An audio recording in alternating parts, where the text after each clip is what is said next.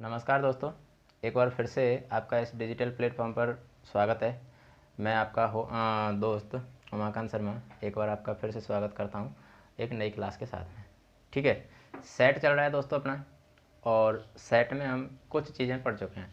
Set की सामान्य जानकारी पढ़ ली, सेट कैसे निरूपित करते हैं वो पढ़ लिया, सेट के कुछ टाइप थे वो भी पढ़ लिए। अब हम पढ़ेंगे सेट की संक्रियाएँ। ठीक है, सेट पर कौन कौन सी संक्रियाएँ हो सकती हैं, कैसे उन पर संक्रियाएँ करते हैं। तो दोस्तों संक्रियाओं से मतलब तो समझते ही होंगे आप लोग, मैथमेटिक्स के स्टूडेंट हो तो संक्रिया का मतलब तो समझते ही होंगे। संक्रिया को इंग्लिश में क्या बोलते हैं? ऑपरेशंस बोलते हैं। ठीक है, ऑपरेशंस, ये वो ऑपरेशन नहीं है बायोलॉजी वाला ऑपरेशन मत समझ लेना भैया। हाँ, इतना जरूर है कि जो बायोलॉजी में ऑपरेशन होता है ना वो मैथमेटिकली ऑपरेशन है ये। ठीक है, ये मैथमेटिकली ऑपरेशन है, लेकिन किसका? नंबर्स का। ठीक है, नंबर्स का। तो अब देखो, समुच्चयों पर संक्रिया की अगर मैं बात करता हूं, समुच्चयों पर संक्रियाएं, operations on set, operations on set. अब समुच्चयों पर संक्रिया की बात करेंगे। मैथमेटिक्स में आपने पढ़ा है कि बेसिकली 4 संक्रियाएं होती हैं। कौन कौन सी? Plus, minus, into, divide. 4 संक्रियाएं होती हैं, प्लस, माइनस, इनटू और डिवाइड। तो ऐसे ही सेट पर कौन कौन सी संक्रियाएं हो सकती हैं वो हम इसमें जानेंगे। ठीक है, अब सेट पर कुछ विशेष संक्रियाएं होती हैं, उनके बारे में पढ़ेंगे। तो सबसे पहले मैं बात करता हूं समुच्चयों का संघ। ठीक है, समुच्चयों का संघ। अब संघ कहो या इसको सम्मेलन भी बोल देते हैं। ठीक है, संघ कहो या इसको सम्मेलन भी बोल देते हैं। इसको इंग्लिश में यूनियन बोलते हैं, यूनियन ऑफ सेट। अब यूनियन क्या होता है? यूनियन का मतलब है दोस्तों, यूनियन का मतलब है या संघ का मतलब है कि जितने समुच्चय दिए हुए हैं उन सभी समुच्चयों के अवयव को लेके एक नया समुच्चय बना लिया जाए, वो उनका क्या कहलाता है? वो उनका यूनियन कहलाता है, उनका संघ कहलाता है। ठीक, सम्मेलन कहलाता है। तो अब कैसे निकालते हैं इसको? देखो, जैसे मैंने लिखा एक समुच्चय है मेरे पास ए, बी, सी और डी। ये मेरे पास एक समुच्चय है। एक दूसरा मेरे पास समुच्चय है और दूसरा समुच्चय है सी, डी, ई, एफ। ये मेरे पास 2 समुच्चय हैं। मुझे इन दोनों समुच्चयों का संघ चाहिए, इन दोनों समुच्चयों का सम्मिलन चाहिए या यूनियन चाहिए। तो यूनियन को रिप्रेजेंट तो करते हैं यू से, यानी ए यूनियन बी। ठीक है, रिप्रेजेंट तो यू से करते हैं। आपको पता होगा यू से ही यूनिवर्सल सेट को भी रिप्रेजेंट किया जाता है। ठीक है, और यहाँ पर यूनियन को भी यू से ही रिप्रेजेंट किया जाता है। तो अब यहाँ से इसको तो ऐसे रिप्रेजेंट करेंगे, और रिप्रेजेंट करने के बाद में अब देखो कैसे निकालेंगे। ए के सारे अवयव ले लो, ए के सारे अवयव ले लिए, ए, बी, सी और डी। उसके बाद में बी के सारे अवयव ले लो, बी के सारे अवयव लेंगे तो देखो सी, डी, ई, एफ। अब अगर मैं इसको ऐसे लिखता हूँ सी, डी, ई, एफ, अगर मैं ऐसे लिखता हूँ तो समुच्चयों का एक क्रम है वो भंग होता है। कौन सा? जब हमने बेसिक पढ़ा था उस टाइम क्या बोला था कि किसी भी अवयव को वापस रिपीट नहीं किया जाता, किसी भी अवयव को वापस रिपीट नहीं किया जाता। और यहाँ पर देख सकते हैं कि सी डी 2 टाइम्स आ गया। तो कहने का मतलब जो अवयव ऑलरेडी ए में आ चुके हैं, बी के वो अवयव वापस नहीं लिखने हैं, ऑलरेडी आ चुके हैं वो। ठीक है, तो सी और डी ऑलरेडी आ चुके हैं, इसलिए इनको हम नहीं लिखेंगे, और ये हो गया इनका यूनियन, ए, बी, सी, डी, ई, एफ। अब इस यूनियन में देख सकते हैं कि ए के भी सारे के सारे अवयव होंगे, साथ के साथ में बी के भी सारे के सारे अवयव होंगे। ठीक है, तो अब देखो ए के सारे अवयव हैं कि नहीं? ए, बी, सी और ये डी, चारों अवयव आ गए।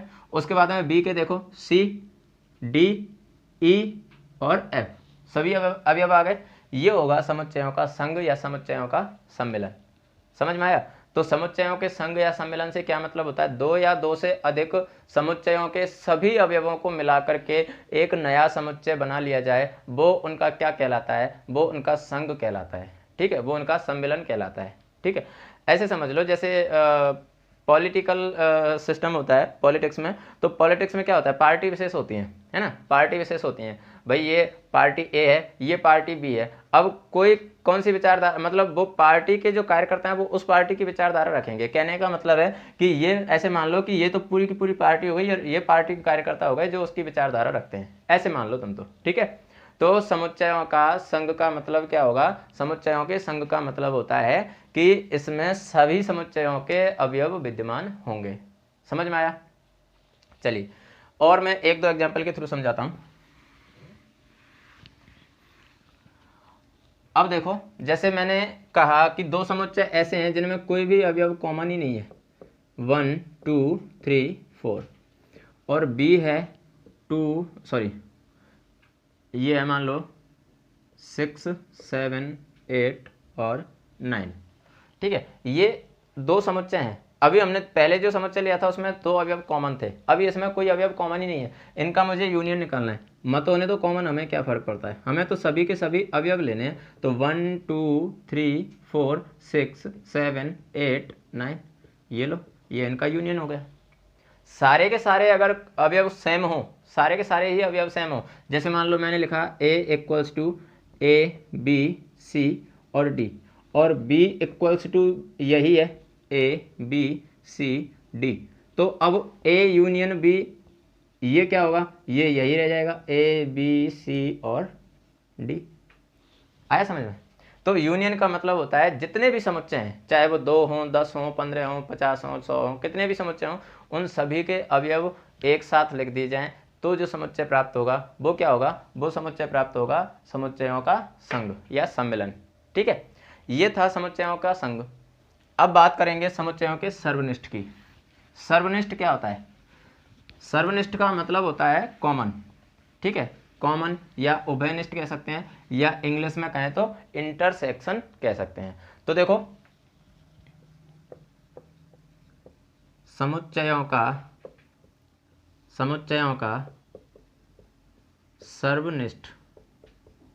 सर्वनिष्ठ यानी इंटरसेक्शन ऑफ सेट।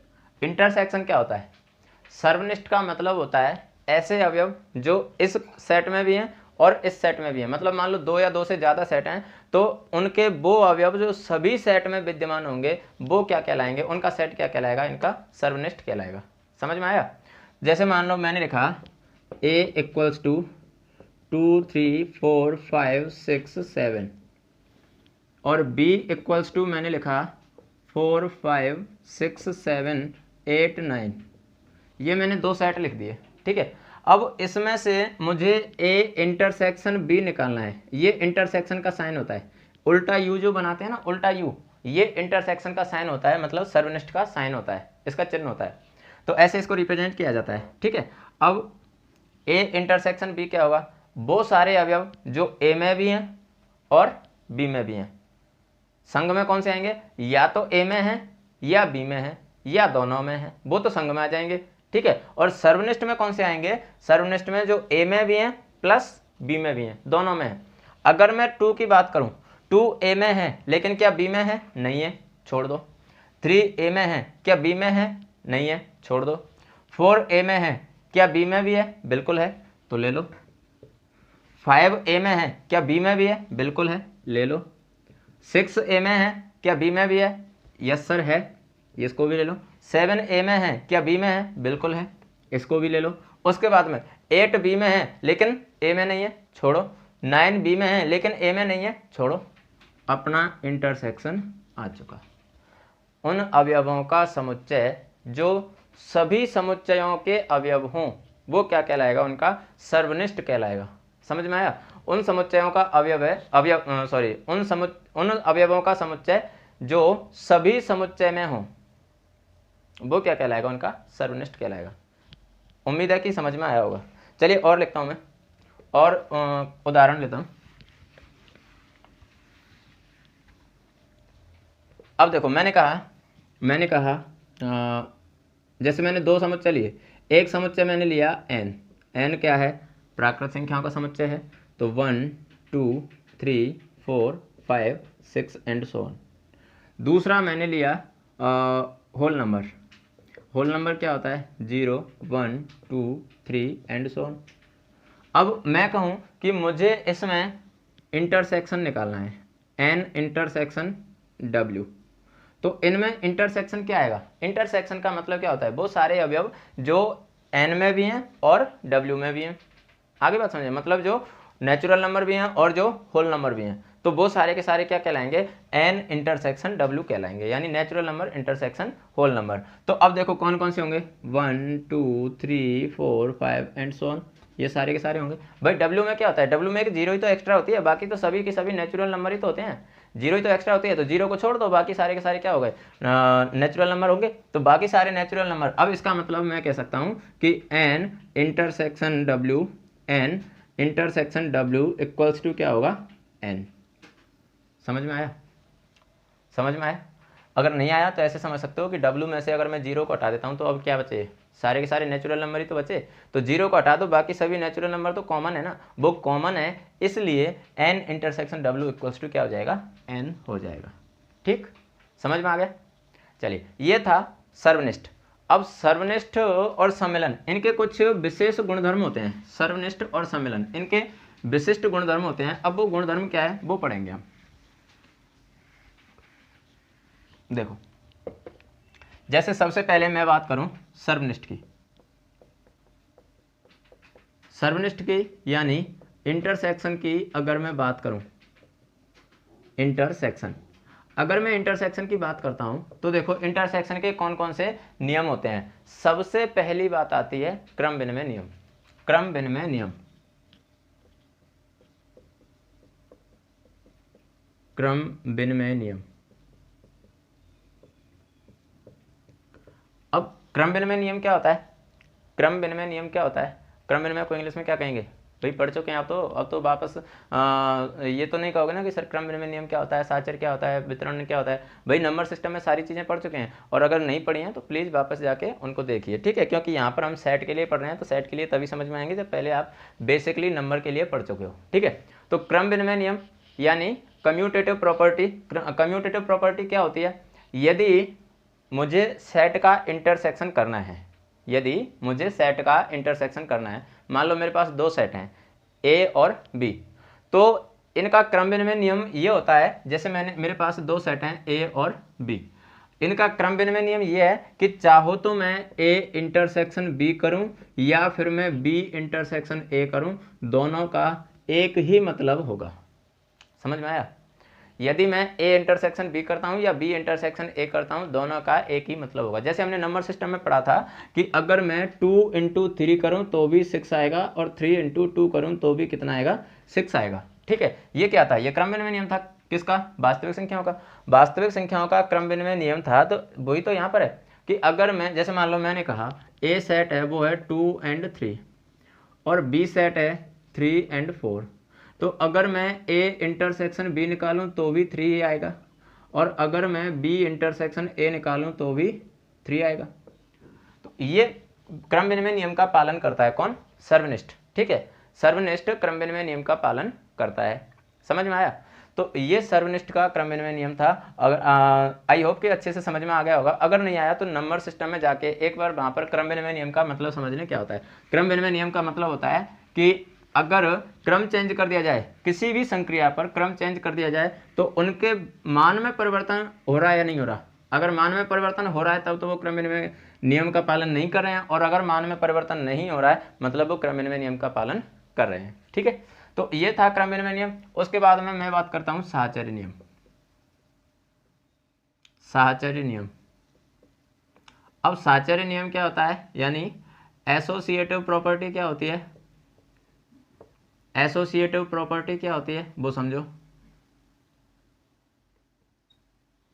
देखो, मान लो मेरे पास 3 सेट हैं ए, बी और सी, इनका मुझे इंटरसेक्शन करना है, ठीक है? इनका मुझे इंटरसेक्शन करना है। तो अगर मैं पहले ए और बी का इंटरसेक्शन करूं, उसके बाद में मैं सी का इंटरसेक्शन करूं, या फिर पहले मैं बी और सी का इंटरसेक्शन करूं और बाद में ए का इंटरसेक्शन करूं। अगर कहना चाहो तो ऐसे भी कह सकते हो कि पहले मैं ए और सी का इंटरसेक्शन करूं, बाद में बी का इंटरसेक्शन करूं। ये क्या होगा, ये होगा साहचर्य नियम। ये क्या होता है, साहचर्य नियम होता है। नहीं आया सर समझ में, कोई बात नहीं। नंबर सिस्टम में जैसे हमने पढ़ा था कि अगर मुझे 3 + 5 + 7 इनको मुझे अगर मान लो ऐड करना है, इनको मुझे ऐड करना है, तुम कहोगे इसमें कौन सी बड़ी बात है, हो गए 15 हो गए।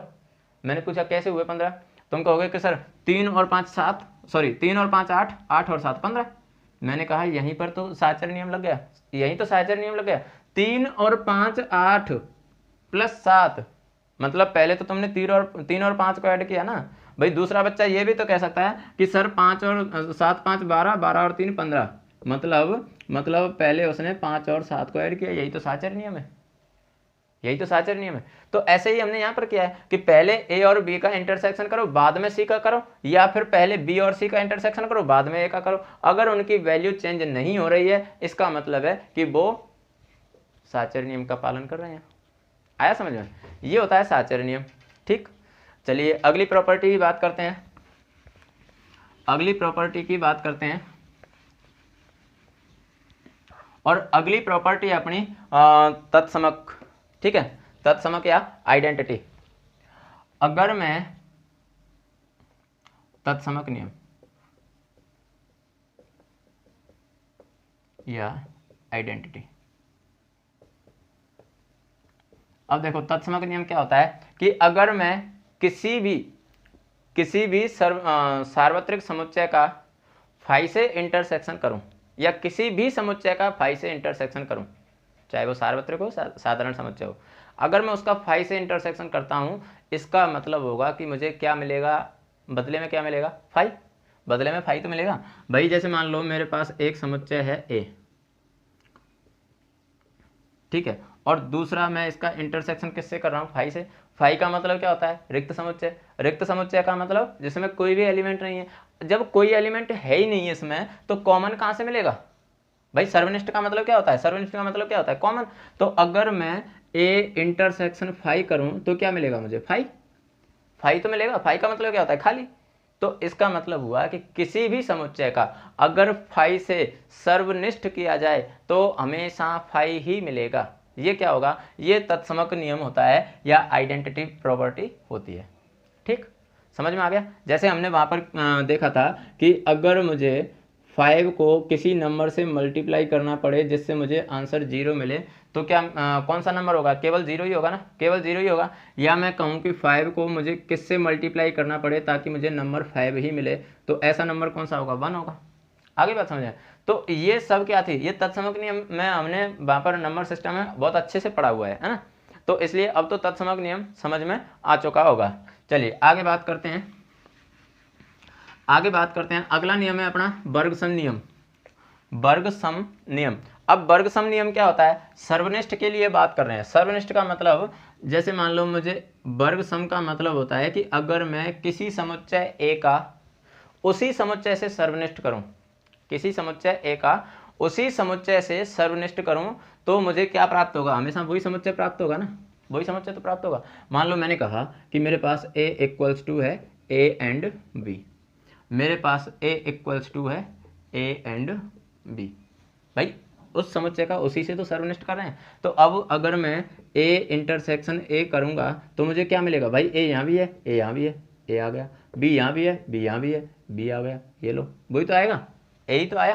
तो अगर किसी समुच्चय का उसी समुच्चय से सर्वनिष्ठ किया जाए तो हमें वही समुच्चय प्राप्त होगा। ये क्या कहलाता है, ये सर्वनिष्ठ के लिए वर्ग सम नियम कहलाता है, वर्ग सम नियम कहलाता है। समझ में आया वर्ग सम नियम क्या होता है।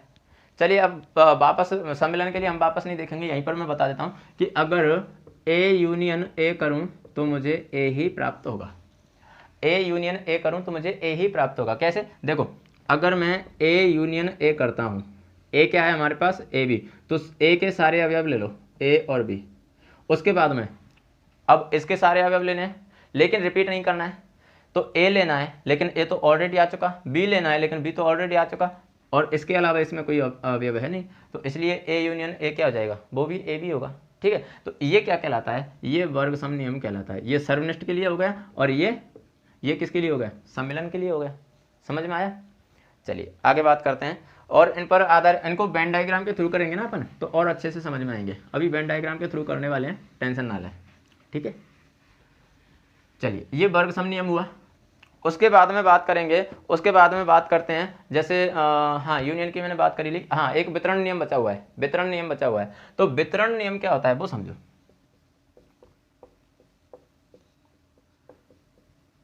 वितरण नियम क्या होता है, देखो इसको डिस्ट्रीब्यूशन प्रॉपर्टी या बंटन नियम भी कहते हैं, डिस्ट्रीब्यूशन प्रॉपर्टी। अब देखो डिस्ट्रीब्यूशन प्रॉपर्टी क्या होती है, जैसे मैंने वहां पर देखा था कि a into B plus C equals to क्या होता है, a into B plus a into C, यही तो था, यही तो था। अब ये अगर मैं यहाँ पर देखूं, जैसे मान लो a का मुझे इंटरसेक्शन करना है किससे, b यूनियन c से, a का मुझे b यूनियन c से इंटरसेक्शन करना है, तो मैं ऐसे कह सकता हूं कि a intersection b union of a intersection c, ये होता है वितरण नियम। a का मुझे इंटरसेक्शन किससे करना था, b यूनियन c से करना था, तो पहले तो मैंने a का इंटरसेक्शन किससे किया, b से। उसके बाद में यहाँ पर देखो a इंटू बी किया था तो a इंटू बी ये कर दिया। उसके बाद में यहाँ जो साइन था प्लस का था, इसलिए यहाँ प्लस का आ गया, तो यहाँ साइन किसका है, यूनियन का है, तो ये यूनियन आ गया। उसके बाद में a into C, a into C ये आ गया, तो a इंटरसेक्शन c आ गया।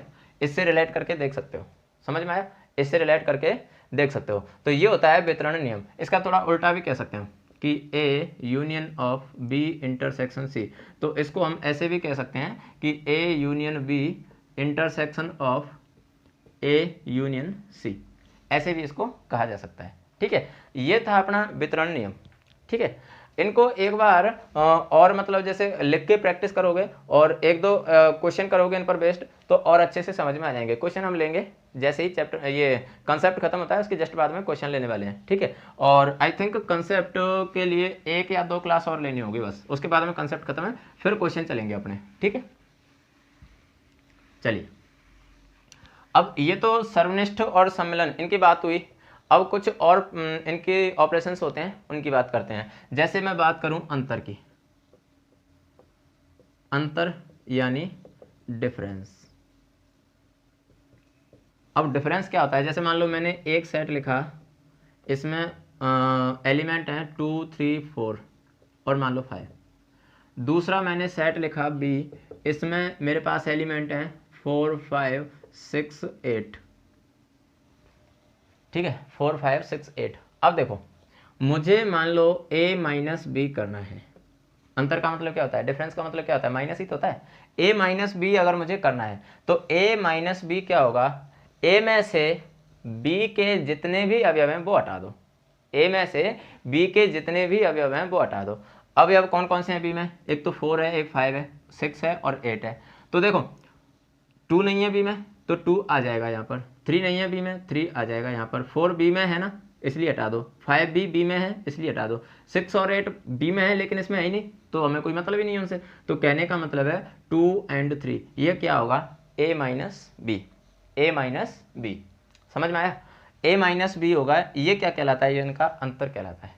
एक चीज और हमेशा ध्यान रखनी है कि a minus B never equal to b minus A, कभी भी ये दोनों एक दूसरे के बराबर नहीं होंगे। देख भी सकते हो इसी एग्जांपल में, अगर मान लो मैं b माइनस ए करता हूँ, b माइनस ए का मतलब क्या होगा, b में से a के सारे अवयव हटा दो, b में से a के सारे अवयव हटा दो।